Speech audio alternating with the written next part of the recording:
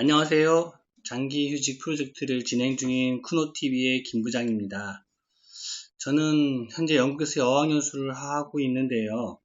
오늘은 제가 왜 안정적인 수입을 포기하고 1년간 휴직을 결심해서 또 휴직을 준비하고 실행하게 됐는지 얘기를 해보고자 하는데요. 우선 제 상황을 좀 말씀드리면 저는 한국에서 석사학위까지 마치고 20년째 공기업에서 근무하다가 2019년 1월 1일부터 공식적으로 1년 무급 장기 휴직을 시작해서 지금까지 장기 휴직 프로젝트를 진행하고 있습니다.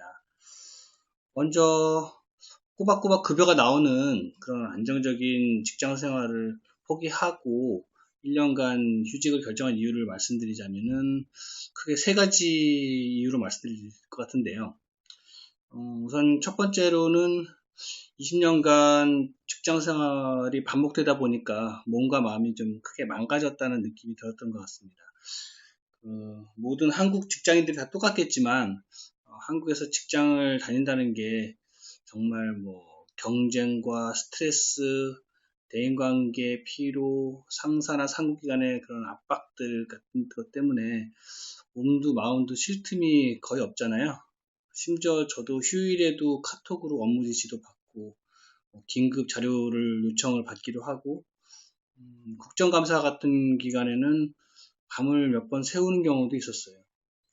이렇게 스트레스를 받으면서 계속 일을 하다 보니까 결국 몸 여러 군데서 신호가 왔고 건강검진을 받으면 이상 소견도 나오고 진단 소견서에 한 장이 꽉 차는 경우도 꽉 차서 넘어가는 경우도 많이 받았습니다. 몸뿐만 아니라 정신적으로도 힘들었는데요. 그러니까 결국 잠도 못 자고 항상 예민한 상태로 피로에 쪄들어 있는 저를 보게 되더라고요.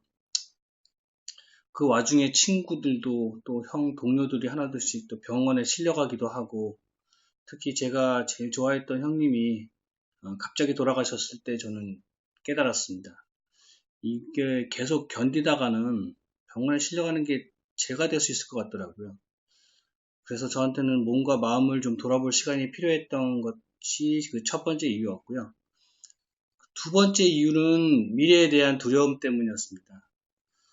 지금 의학기술이 많이 발달해서 다들 수명도 늘어나는데 퇴직하고 나면은 엄청나게 긴 시간 동안 뭔가를 해야 되겠더라고요. 그런데 지금 제가 할 줄 아는 것도 없고 그 대한민국의 대부분의 40대 중년 직장인들이 대부분이 비슷할 것 같은데 모두 가족과 자녀들을 위해서 돈을 버는 데만 정신없이 달려가잖아요. 그러다 보면 어느 정도 퇴직하게 되고 퇴직 준비는 하나도 안 돼 있고 그런 분들이 대부분 지금 일거리를 찾지 못하고 빈곤층으로 떨어지는 경우를 많이 보는 것 같습니다. 실제 주변에도 운행장이나 잘 나갔던 직장인들이 퇴직하고 나서 결국 경비직 같은 것들을 찾고 다니는 모습을 많이 보고 있어요. 그래서 저는 무작정 달리는 걸 좀 잠깐 멈추고 제가 좋아하는 게 뭔지 제 2의 인생에서 하고 싶은 게 뭔지를 좀 찾아보고 싶었어요. 물론 직장을 다니면서 고민할 수도 있지 않냐라고 말씀하실 수도 있는데 제가 20년을 직장을 다니면서 이런 고민을 한 번도 안 해봤을까요? 많이 고민을 하죠. 그런데 고민을 하다가 결국 금전적인 문제나 현실적인 제약에 항상 부딪히면 더 이상 생각을 하지 않고 그냥 포기하고 그냥 또 넘어가고 그렇게 하는 게 반복됐던 것 같고 가끔 고민하더라도 진짜 저의 마음 깊은 곳까지 보는 건 쉬운 일이 아니었어요. 지금 휴직을 한 반년 정도 하고 지났는데 지금도 어렴풋이 조금씩 나 자신을 느끼고 있는데 가끔 제 모습이 낯설 때가 있어요. 제가 이런 모습이 있었는지 몰랐다는 걸 깨달을 때가 많이 있는 것 같습니다. 저를 제대로 이해해야 제가 하고 싶은 일을 찾을 수 있을 것 같잖아요. 그래서 이게 두 번째 이유였던 것 같고요. 마지막 세 번째 이유는 정말 더 늦기 전에 사랑하는 사람하고 해보고 싶은 것을 해보기 위해서입니다. 우리는 항상 그렇게 생각하잖아요.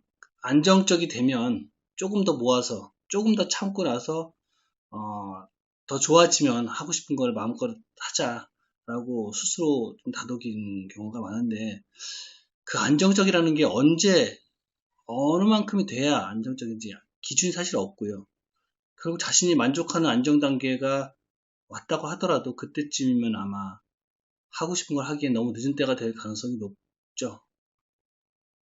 지금 좀 부족하더라도 좀 준비가 덜 돼 있지만 이걸 하고 싶은 용기가 남아있고 그걸 행동으로 옮길 힘이 있을 때 해야 된다고 생각해요. 나중에는 돈이 많지만 의욕이 없을 수도 있고 아니면 몸이 불편해서 움직이지 없을 수도 있는 거잖아요. 저 같은 경우는 휴직하게 되면 당장 납부해야 되는 대출 이자, 보험료, 세금, 같이 돈 들어갈 곳은 많고 금전적으로 많이 모아둔 것도 아니었는데요. 그래도 저는 추가 대출을 받아서 지금 휴직 프로젝트를 진행하고 있습니다. 와이프하고 동남아 한 달 살아보기, 영국 어학연수 하기, 유럽 자동차 여행하기 등등 상상했던 것들을 대출을 받아서 하나씩 하나씩 실행하고 있는 상황이죠. 지금까지 세 가지 이유를 말씀드렸는데 이런 것이 지금 제가 1년 동안 월급을 받지 않으면서도 휴직을 결정하게 된 이유였고요. 물론 금전적으로 좀 빡빡하고 경제적으로 불안한 시간들이 지나가고 있는데 그렇지만 저는 하루하루 소중하게 느끼고 있고요. 어떤 결과가 나올지 어떤 것을 얻게 될지는 모르겠습니다. 하지만 그거는 중요하지 않다고 생각해요. 지금은 이 순간이 더 중요한 거라고 생각하고 그래서 이 소중한 추억들을 일부를 유튜브에 지금 남기고 있는 것도 그 이유 때문입니다. 이번에는 이유를 말씀드렸으니까 보너스로 휴직을 어떻게 준비했는지 저의 경험하고 노하우를 공개하겠습니다. 휴직은 주말 여행처럼 갑자기 결정할 수 있는 건 아니잖아요. 쉽게 결정할 수 있는 사항이 아니니까 오래 준비를 해야 되고 특히 결혼한 사람은 아내하고 가족의 동의도 꼭 필요하죠.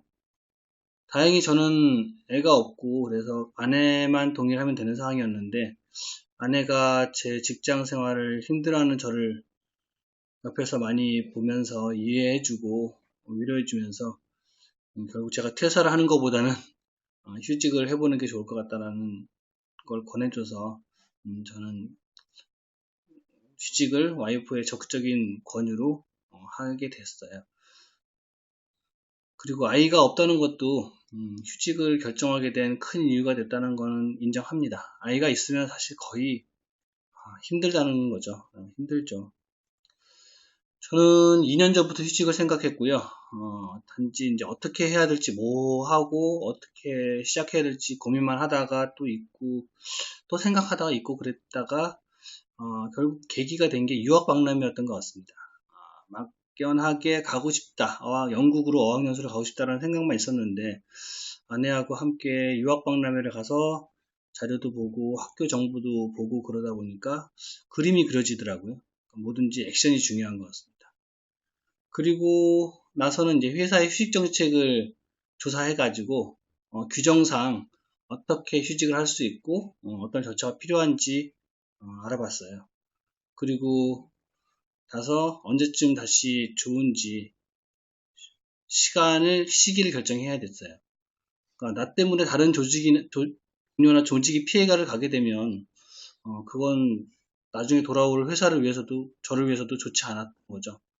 그래서 인사부하고 잘 협의해서 휴직을 승인을 얻어낼 수 있었습니다.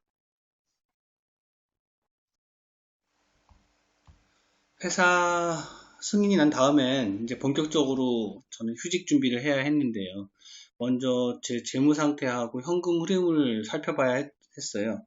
고정적으로 나가는 비용이 뭔지, 휴직 기간 동안은 또 얼마나의 비용이 필요한지, 어떻게 조달할지 같은 같으면 그 자금 흐름하고 계획을 꼼꼼히 챙겨야 했죠.